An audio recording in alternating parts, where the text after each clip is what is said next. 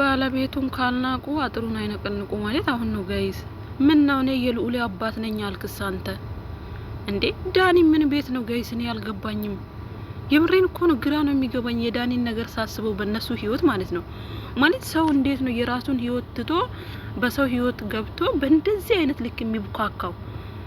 ምን ቤት ነክ በሩታ ህይወት ዳኒ ምን ቤት ነክ? ማን ነክ? ምንድን ነክ? ሲጀመር ደግሞ የሆነ ነገር አለ ጋይስ፣ የምሬን ነው። የሆነ ቁጭ ብሎ ወይ እሷን ነው የሚከታተለው ወይ ደግሞ እንዴት ነው ሩታን ነው የሚከታተለው። በቃ ባጭሩ ማለት ነው።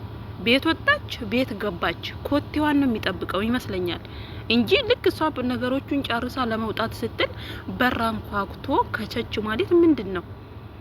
ማን ነግሮት ነው? የሆነ ፍንጭ ያውቃል። የምሬን ነው እንዴ። ሄዳ ትረፍበት።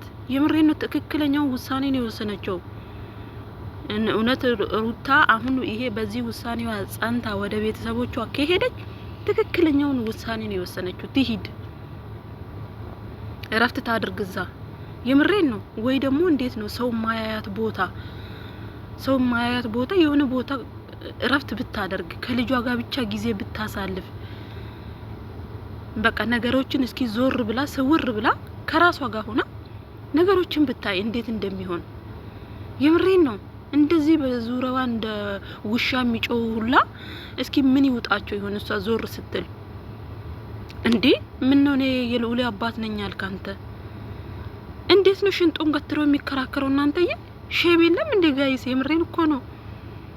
የዳኒ ደግሞ በጣም ባሰ። በጣም እንዴ አባቱ እንኳን በዚህ ልክ አልተንገበገበም። አንተ ምን ቤት ነህ እንዴ? ከሩታ ጋር እንደዛ ብዙ እንደ ወንድምሽ ነኝ እኔ ሩታ ምናምን ብለክ ያን ሁላ ነገር አብሮ እንዳላሳለፈ ዛሬ ለገንዘብ ሩታን ትቀይራታለህ ዳኒ?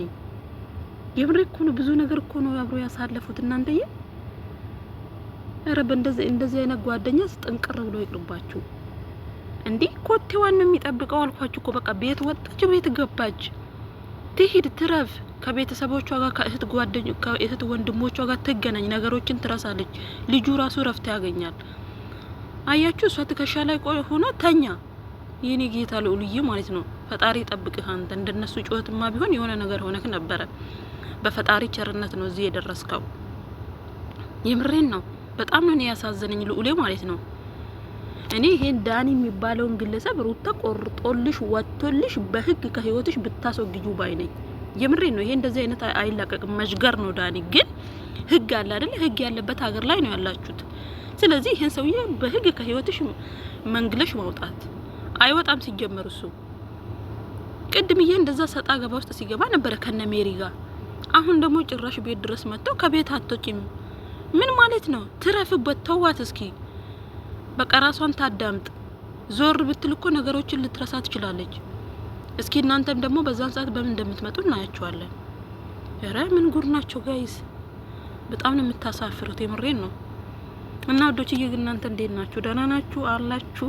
ለዚህ ቤት አዲስ ከሆናችሁ ቻናሉን ሰብስክራይብ ያደረጋችሁ ተቀላቀሉ። ቪዲዮ ላይክ አድርጉ። ሀሳብ አስተያየታችሁን ኮሜንት ላይ አስቀምጡ። ዳኒ ግን በአበዛክ። የምሬን ነው።